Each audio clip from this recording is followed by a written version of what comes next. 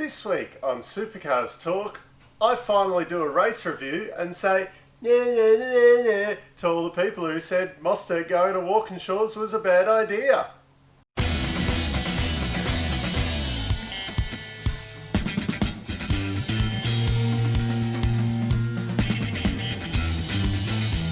Yes, there was some racing this weekend, but first things first, the news of the week.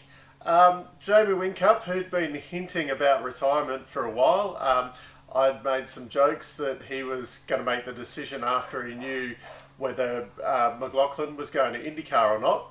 More on that soon. But he's confirmed he's going to stay with Triple Eight till the end of 2021. Well, stay driving with Triple Eight till the end of 2021. And probably what was a little bit more surprising this week, because nothing had been said about it early, but Shane Van Gisbergen has extended his contract for multiple years. Read into that whatever you like. I'd actually had some thoughts when it was announced Percat signed on with Brad Jones Racing for another 2 years at the start of the week. I thought that was maybe an interesting move because you had... When that was announced, you had the possibility Scott going to IndyCars, Coulthard is doing nothing, you got Whincup potentially retiring, and Shane Van Gisbergen was out of contract at the end of this year. Now, not saying Van Gisbergen's going to lose his seat at Triple Eight, but the potential I was thinking was Van Gisbergen, if you were Penske, who's the best driver on the market at the end of the year? Shane Van Gisbergen, now that Chaz has locked himself in for 2 years. So I was thinking, well then, who's the next kind of in line? Everyone's talking about Anton, but you've potentially got, say, 3 vacant seats there at the top. And I was thinking, well, you've got Anton there, Decade Dave's locked in. Who else is kind of around that could slot in there and do, possibly not win a championship, but who's going to do a very good job? And Percat was actually, I think Percat would possibly even slot in somewhere better than what Anton would. I know a lot of people are going to disagree with me there, but he's very well experienced. And I was actually looking at Fullwood over the weekend and thinking, Percat would be quite good in that second Walkinshaw seat next to Mostert. But he's locked in at Brad Jones now for 2 years, which that's overall, that's good that these guys are, signing up already, I suppose. It gives a bit more, bit more solidity, if that's a word, to the future of the category, considering all of the talk about, Commodore's out, so that's the end of the category. No Commodore, we can't have supercars anymore. Continuing on with the talk of Commodore going, Walkinshaw has Ryan Walkinshaw, DJ Walkie, some may say. He's turned around and said, we will not be racing the Commodore next year. Now, whether you want to take that as we're going to be racing the Camaro, whether you take that as we've got another manufacturer lined up, who knows? He said they're not doing Commodore, which is... It throws a real spanner in the works, I think, there for some of the other teams, though, because Walkinshaws is supplying... Well, now they're only supplying Erebus with engines, but if they go down a route of another manufacturer, you wonder where that kind of leaves, say, Erebus with their engines. Now, also, speaking of Erebus, Barry Ryan has come out this week and said converting to a Camaro would be quite easy. Essentially, what he said is that under, Gen 3, what we could do is just kind of lower the roll hoop a little bit. You do a bit of, CAD work or whatever. He said, not like chopping that out of a current car or whatever, like you'd make a new chassis and that, which, quite a few of the guys are running around in brand new cars at the start of this year. So for someone like Erebus, if you had a bit of planning, to make a couple of new chassis for next year wouldn't be the worst thing in the world. But he's essentially saying, if we're only talking 40 mil, well, you just kind of lower the roll cage a bit. build a new chassis for yourself for it.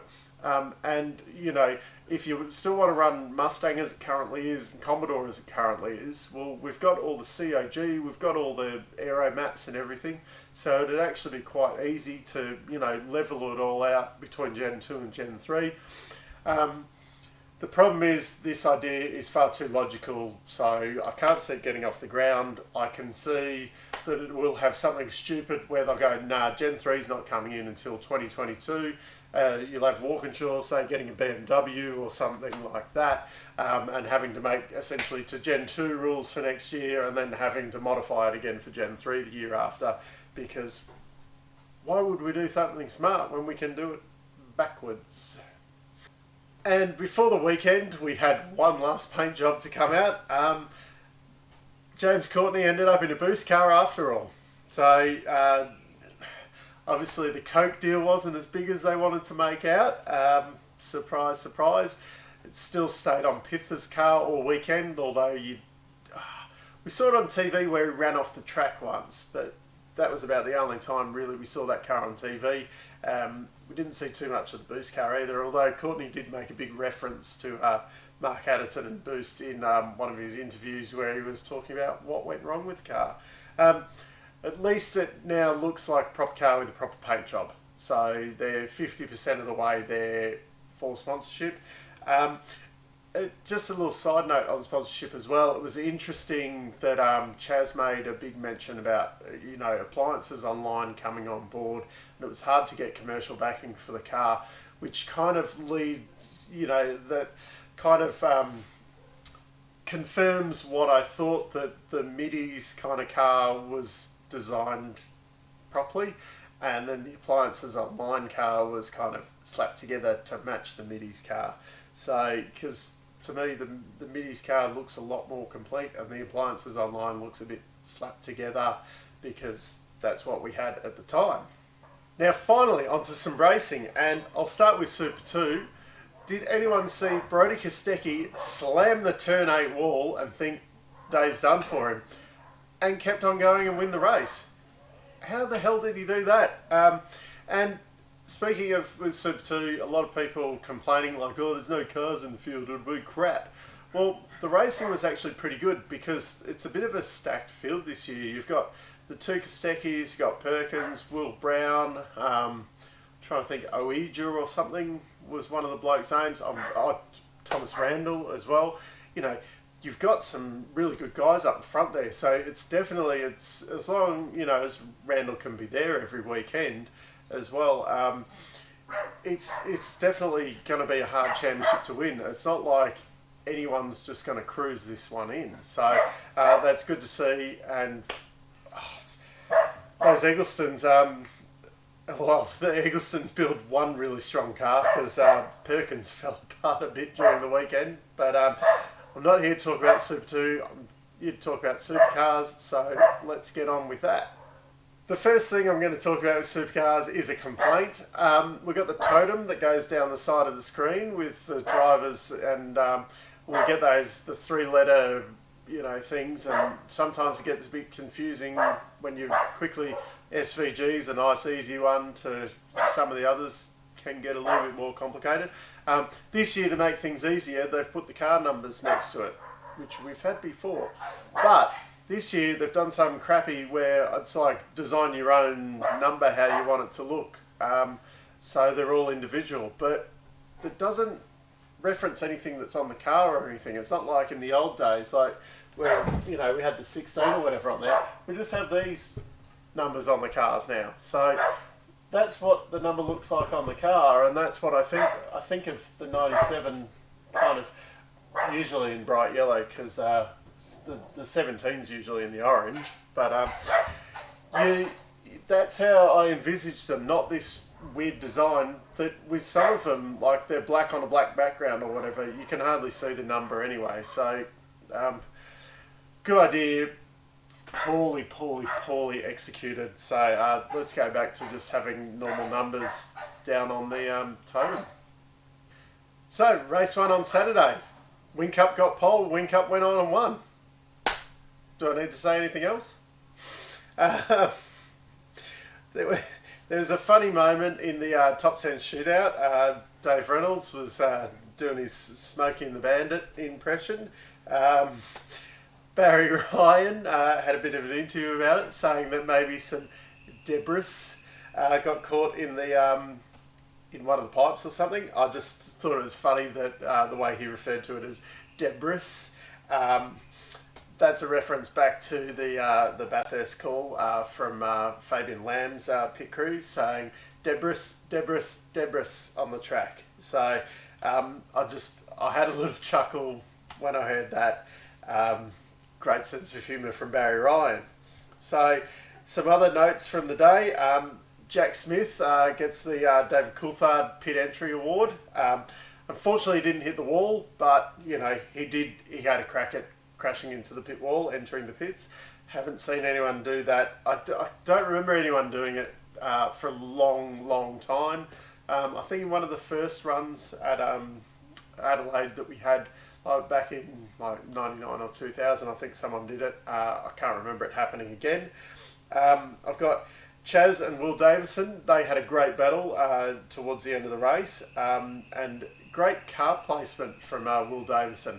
He's normally one of the guys who kind of puts the car in the wrong position, gets punted off, and then complains about it.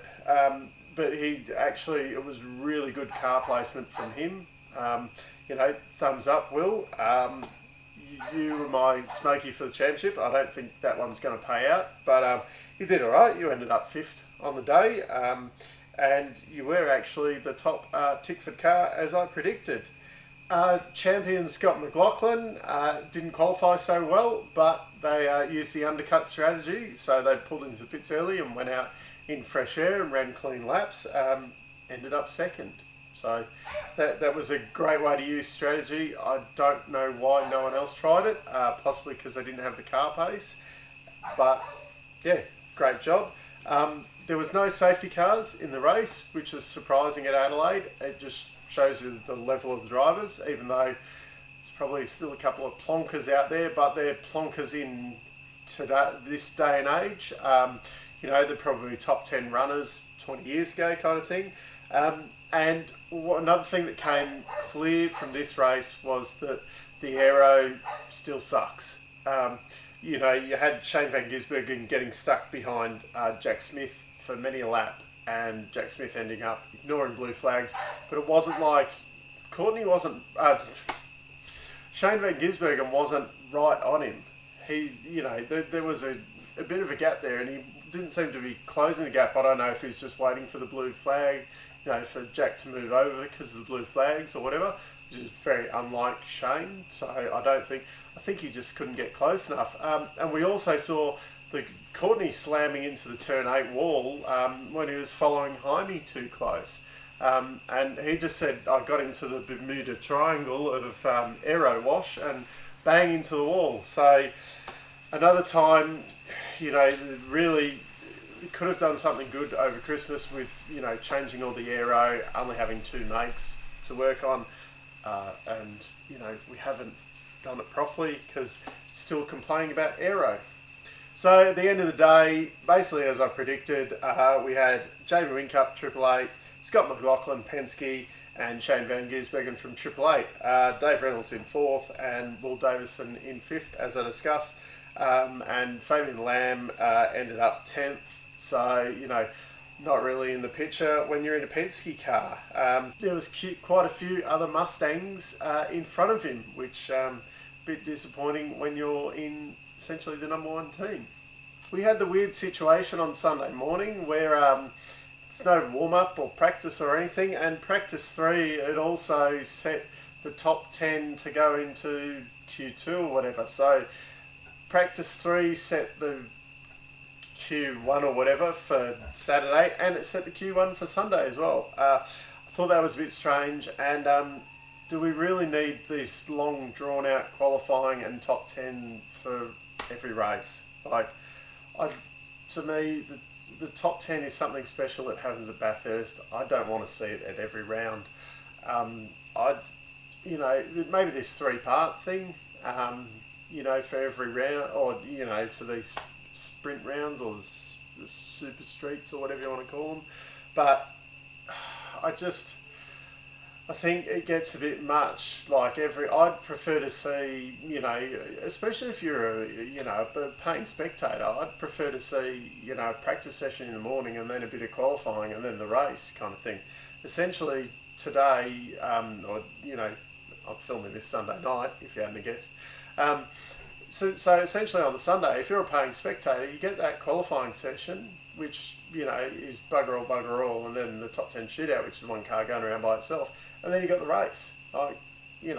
There's not much track action you get the Super 2s and all that kind of stuff, but if you're anything like me, you sit there and fast forward through all the other junk and watch the Supercars and Super 2. Maybe that's a good time to go and get your day a good dog and go use the facilities. But anyway, that's maybe something they need to look at, because the cost is quite high to go to the races. So qualifying, Jack Smith hit the wall hard in turn 8. The first one in Supercars for the weekend, and surprisingly the car wasn't that bad and they got it going for the race, so he could go and ignore some more blue flags. After no safety cars on Saturday, lap 1 on Sunday, Dave Reynolds decides to do the big dive bomb on Mark Winterbottom going into turn 9, and unfortunately his teammate was there, so spun him around. Scott Pye collected him as well, so the two of them were out on the spot, and Davey got a drive through for his troubles. So we didn't get far into Sunday's race before there was a safety car. Penske decided to not take advantage of being the first car in the pit lane, and just let Shane Van Gisbergen go out in front of him and didn't, take advantage. So not sure, the big bonus of winning the Teams Championship is that you get the front pit position so that you can work your strategy a bit around there. We'll just fill up the car and we'll watch Shane go out and get the track position, which worked out all right in the end, because Triple Eight had their own pit problems where they didn't quite put enough fuel in Shane's car, and then we had that weird situation at the end of the race where Shane says the car's broken and they say, well, let's limp it home, you've only got a few laps to go, and he goes, nah, I know better, I'm going to continue to smash these curbs and try and pass Cam Waters. So I've got nothing to say on that one there, Shane. You knew that the car was wounded. You continued to bash the crap out of it. What did you expect? And if it comes down to 100 points at the end of the season, well, you just need to look back at this stupid decision back here. But Jack Smith decided that, crashing into the turn 8 wall wasn't enough in qualifying, but I'll also block the shit out of Rick Kelly in pit lane. It's not a big thing, results-wise for the overall race, but, this is something Fabian can get right. So, come on, Jack. You would have seen this happen many a time. You don't pull in on 45 and block someone in. You pull up next to them so they can get out of the pits. It kind of didn't matter anyway, because Rick had actually passed James Courtney under yellow flags. So, that was pretty dumb in itself. But if it wasn't for that and that, Rick was having a pretty good day, and he was actually leading Jaime today as well. So, it did wreck what was a reasonable day for him. Cam Waters gets the David Coulthard Award for today. Missed the wall as well, but at least we got a couple of replays of this one today, which was, it's, as I said, it's something we haven't seen for a long time. And then, 2 in the one weekend, there's something going on there. Chaz Moster gets the strategy award for today, because he kind of, he was looking all right, but, it was, the commentators were kind of like, oh, he might pop in around 6th or something. And he comes out, what was second in the end. So after Shane had his issues, it was Scott McLaughlin in first, the champion back where he belongs, some might say. Chaz in second, Cam Waters in third, Will Davison in fourth, so not the leading tick for car today, but quite close to. And Jamie ended up in fifth. So championship points wise, we got Scott McLaughlin leading on 288, no surprises there. Jamie Whincup, 27 behind. Chaz Mostert, 54 behind, but that's a massive surprise. Like, if anyone had said, you know, I would have expected Mostert to kind of be looking at podiums at least kind of 4 rounds in, I would have thought. Like, to say he's already on the podium, third in the championship off Adelaide, if this isn't a flash in the pan, if they can keep this going, he has pulled a blinder here. And we got Cam Waters and Will Davison on equal points in 4th position there, battling it out for the leader of the Tickford clan. So, finish off this week's episode. I've got a couple of awards. The musical chairs winner is Chaz Mostert. For all the shuffling over the off-season, Chaz, at the moment, it's looking like he's pulled a blinder. Definitely put himself in a better position than what he was. Well, it's not definitely, but I imagine he's getting paid a lot more. He's probably in a happier place and all of that. And he's getting really good results at the moment. The loser of the musical chairs is James Courtney. So he's going from mid-pack to the back of the pack. So, yeah. That's all I'm going to say about that. They're not going to at this rate, they're not troubling Triple Eight or Penske anytime soon.